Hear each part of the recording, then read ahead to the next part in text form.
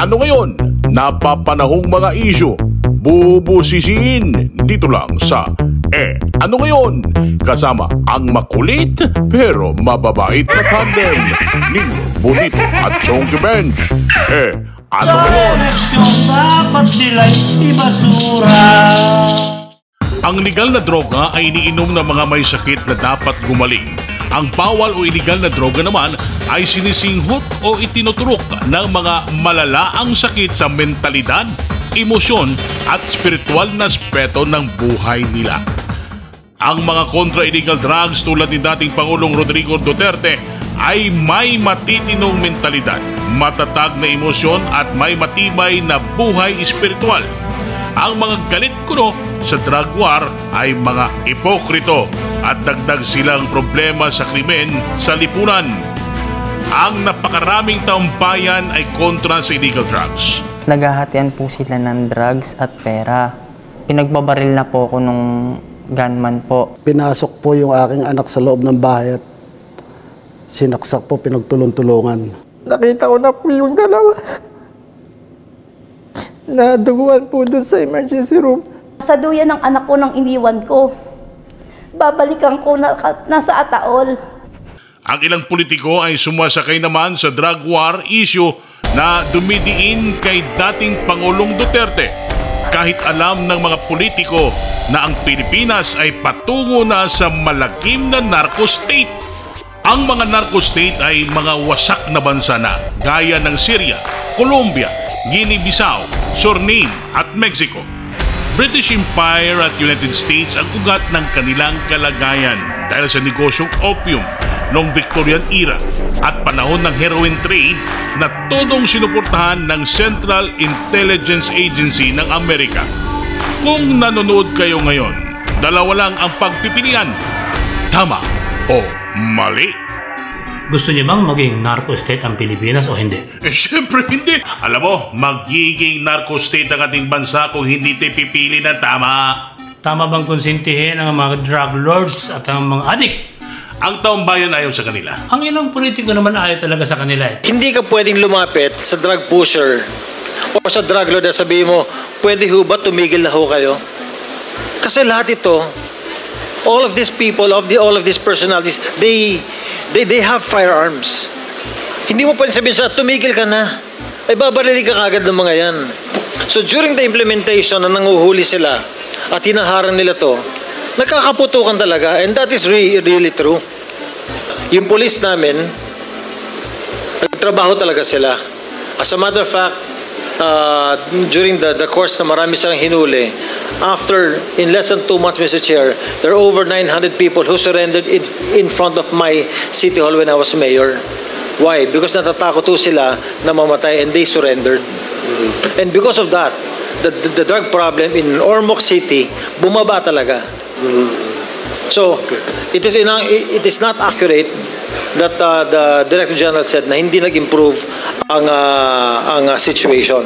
At least in my part, as mayor, and I can only speak for myself, nag-improve yung aming lugar. Pero, may mga oportunistang politiko na sumasakay sa issue ng drug war at tinututulan ko ng human rights advocates. Isa-isahin natin ang issue ng ICC. ICC. Pabigat yan. Irregular Counter-Stroke Court? Hindi.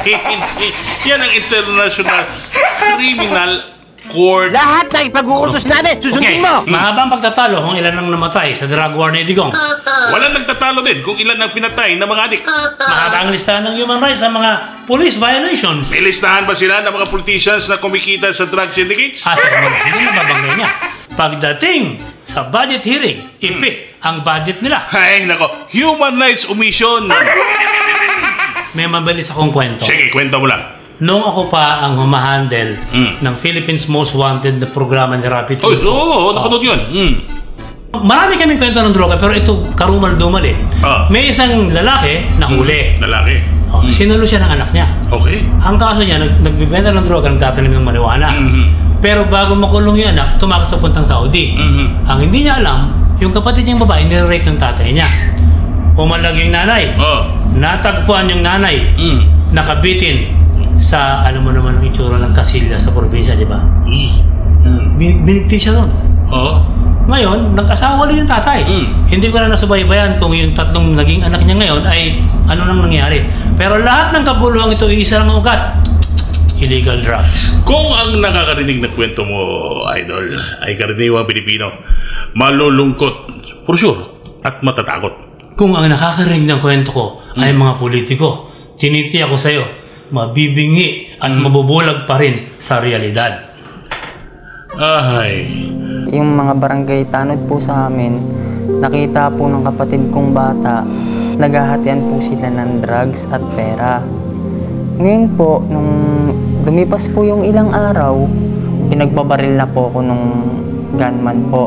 Tinamaan na po ako ng 5 times sa upper body po, na ibulagta na lang po or magpatay-patayan para matigilan na po. Tapos hindi pa rin po sila tumigil nung nakabagsak na po ako. Pinagbabaril pa rin po nila ako sa batok at saka dalawa po sa likod. Huwag po tayong masyadong magreklamo po tungkol sa patayan po na nangyayari. Paano naman po katulad nito ang inabot ng anak ko? Involved po sa mga drugs ang gumawa nito sa anak ko. Tignan muna po natin bago po tayo maghusga sa Pangulo. Noong Mayo 16 po, taong 2014, pinasok po yung aking anak sa loob ng bahay at sinaksak po, pinagtulong-tulungan. Nakumpirma ko po na si Dennis de Belen gumagamit po ng droga. Gumaan po yung aking pakiramdam nung maupo po si Pangulong Duterte. Maganda po yung kanyang ginagawa. Kay Kathleen po, at kay Ezekiel. Huwag kayo mag-alala mga apo. Paglalaban natin yung papa niyo. Umuwi lang siya doon kasi magbe-birthday yung nanay ko. Binati niya ng happy birthday. Tapos, may sumundo sa kanya. Pangalan si Nino. Isa lang daw siyang gumawa. 18 saksak. Tinapyasan ng laman ng katawan ng anak ko. Binutas yung dibdib. Tinaga sa leeg. Hindi ko matanggap. 8 months lang siya nung iniwan ko. Nakipagsapa na rin ako sa Singapore. Nasa duyan ng anak ko nang iniwan ko. Babalikan ko na nasa Ataol.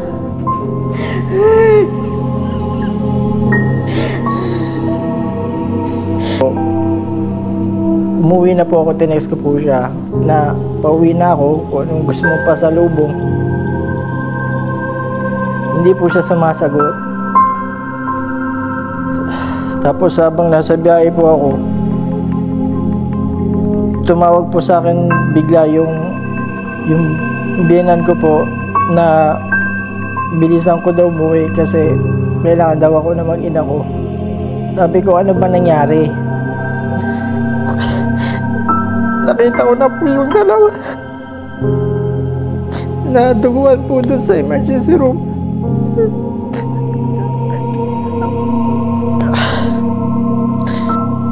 Hanggang sa namatay po yung asawa ko po.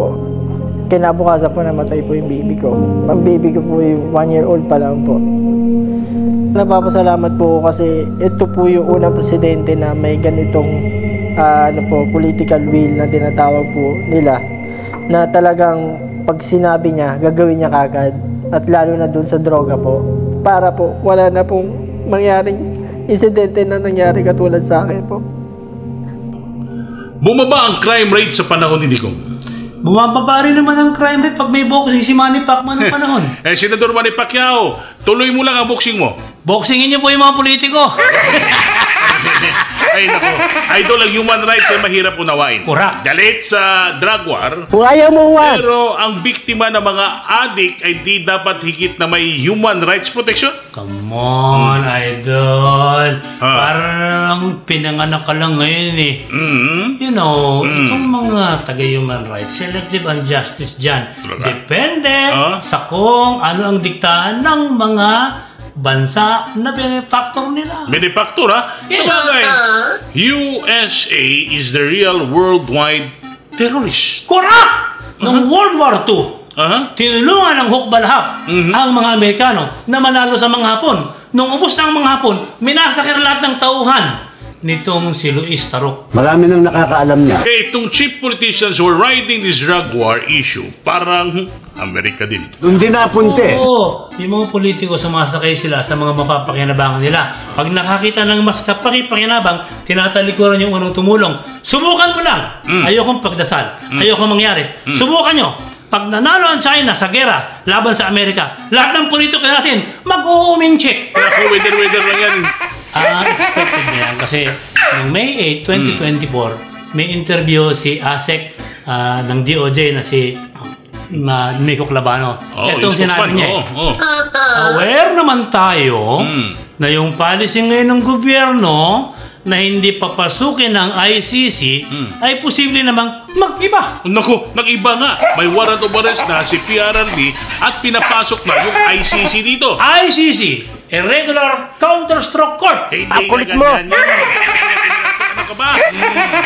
Ito ang sinabi ni Atty. Sal Panelo tungkol dyan. Ano raw? Basahin ko.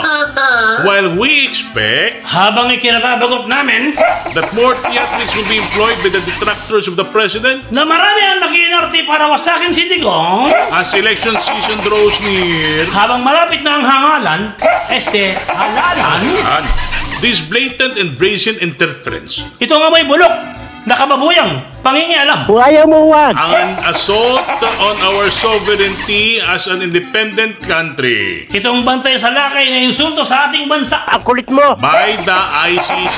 nitong Irregular Counter-Stroke Court. Umuwi ka An na? assault on our sovereignty by the ICC is condemnable. Kasumpa-sumpa, isinusumpa ko lahat kayo, papalit!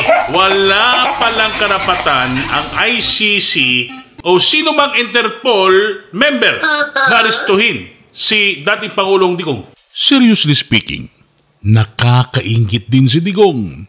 Nagawa niya ang mabuting bagay para sa kanyang bansa at sa kapwa Pilipino. Kaya naniniwala ako na payapa na ang puso at isip niya ngayong sumapit na ang dapit hapon ng kanyang buhay. Life is a journey. He traveled well and will leave a lasting legacy.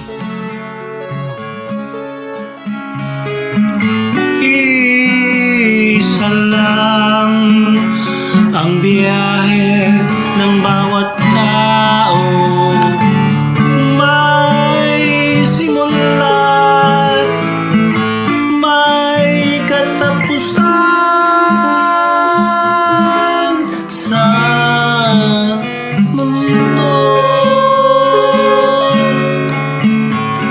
Anong ginawa mo sa pagitan nito? May kabuluhan ba pagdating sa dulo?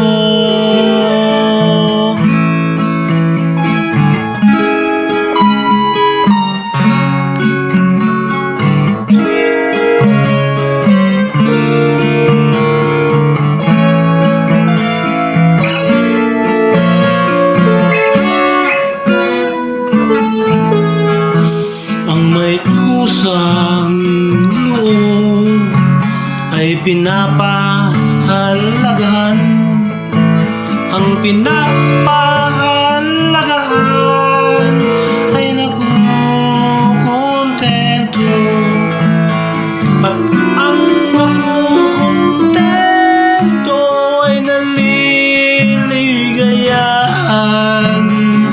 Kusang loob ang susi sa ligaya ng tao.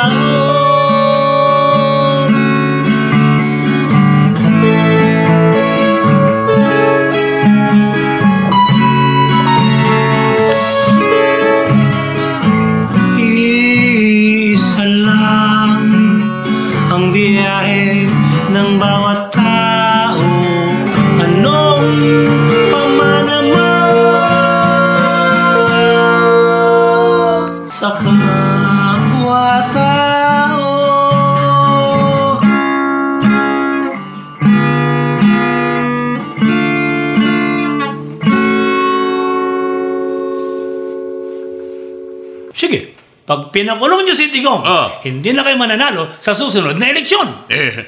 Ano ngayon? Ano ngayon? Ano ngayon? Napapanahong mga isyu. Bubusisiin dito lang sa Ano Ngayon? Kasama ang makulit pero mababait na tandem ni Bonito at Chonky Bench. Ano Ngayon?